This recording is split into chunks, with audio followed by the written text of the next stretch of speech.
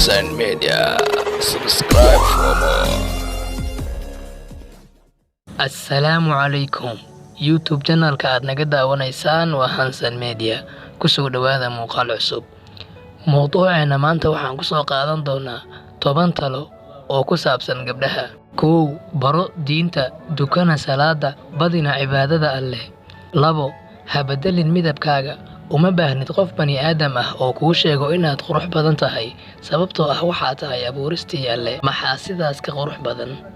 3. Ha ka guurin gurigaaga iyadoo aysan hooyadaa ku galbin, iyadoo raali ka ah. Markastana ka fikir inaad ka farxiso hooyadaa. 4. Ha madadaalin nambaro qalaad oo ku soo wacaya xilli dambe habeenkii. Ma ahan waqtiga saxda ah ee aad jacayl helaysid. 5.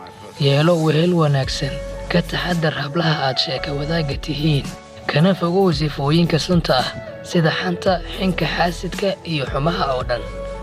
6. Haddii ay dhibaato, murugo, qalbi jab ku soo wajahaan, marna ha quusan, hana isku madadaalin music, musalsal iyo wax walba oo madadaalo ah.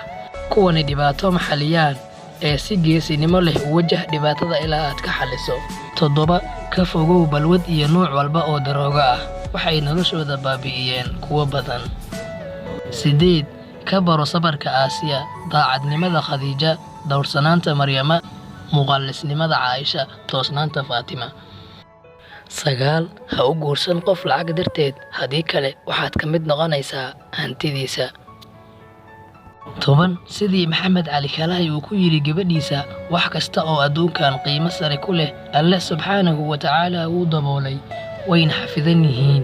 Si adag baana lagu helaa, sida dhaymanka, dahabka iyo luulka. Intaba waxaa laga kala helaa gunta hoose ee dhulka, godad dusha looga daboolay, lakabyo isi saaran oo dhagaxaan ah, halka u dambaysana badda lagu daboolay, laguna xafiday dahaar aad u qurux badan. Haddii aad og tahay in jirku karaamaysan yahay, qiimana leeyahay, xafid oo astur.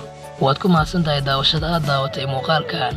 Fadlan haddii aad ku cusub tahay channel-ka, subscribe saar, gambaleelkana furo si aad u noqoto daawadaha ugu horeeya ee daawada muuqaalada aan soo gelino. Mahadsanid.